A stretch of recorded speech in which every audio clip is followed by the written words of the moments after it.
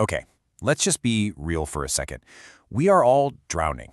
Drowning in demands to be constantly available, always connected, always on. But what if that constant connection is the very thing that's secretly draining the life right out of you? Well, today we're going to flip that script.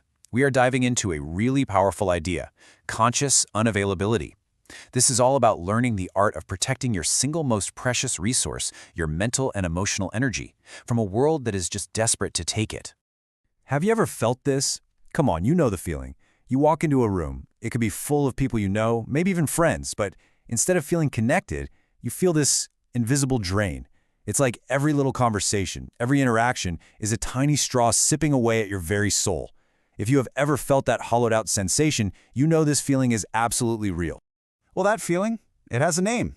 And it's not just you being in a bad mood or having social anxiety. What you're feeling is a psychic emergency. Think of it like a massive red alert from your internal system, literally screaming at you that your energy reserves are in critical condition and you are actively leaking power. And here's the thing you gotta get. Your mind isn't some machine that can just run forever. It's much more like a battery. Drawing on the work of the brilliant Carl Jung, this psychic energy is your internal power source. And every single thought you have, every emotion you feel, every person you talk to, it uses up a piece of that battery. It is your most precious, non-renewable inner currency. So what's the problem? The problem is we're living in what the source material calls a false normality. Basically, society has trained us to believe that being perpetually accessible is a good thing, that it's a virtue. You're expected to be the emotional first responder for every single person's crisis, always ready to absorb their drama. But here's the truth. This constant availability, it's a trap. And this brings us right to the source of that drain, the psychic vampire. Now, this isn't some creature from a horror movie, okay? These are real people right here in your life.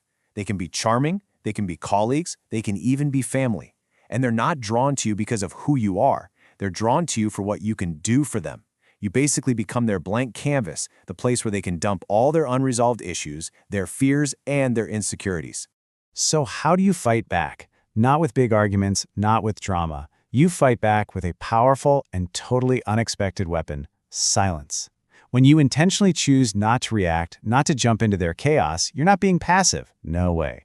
You are holding up a giant mirror, forcing them to finally confront their own internal noise.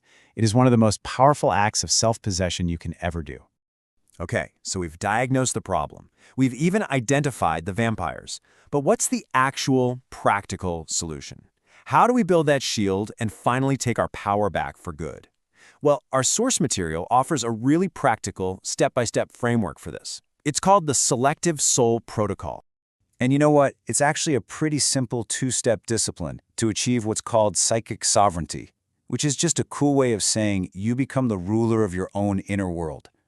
It all starts with step 1, radical self-honesty. And that's followed by step 2, mastering the gentle no. These two things, they are your fundamental tools for taking back control. Let's break down that first step, because honestly, it's a tough one. Radical self-honesty means you have to admit to yourself that a lot of what we call being nice or being kind, it's not a virtue at all. It's a performance. It's actually a survival tactic that's born from a really deep-seated fear of being rejected or getting into a conflict. It's people-pleasing, just dressed up to look like altruism. And this brings us right to the second, absolutely crucial step. We're all taught to think of no as this harsh, confrontational word, right? But we have to reframe it. A gentle no isn't selfish, it's a boundary. It's a simple, clear statement that says you cannot pour from an empty cup. It says, my care for you is real, but it can't exist if I myself am empty. And you know, when you start actually practicing these two simple steps, something pretty incredible starts to happen inside you. You begin to make this profound internal shift. You move away from constantly needing external validation, and you start cultivating what the Source calls internal authority. It is a complete and total transformation in your mindset.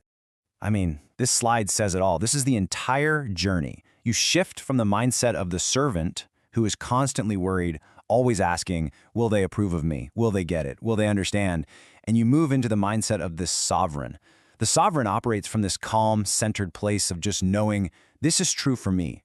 You literally stop asking for permission to exist, and you just start owning your space. Now, we have to be honest here.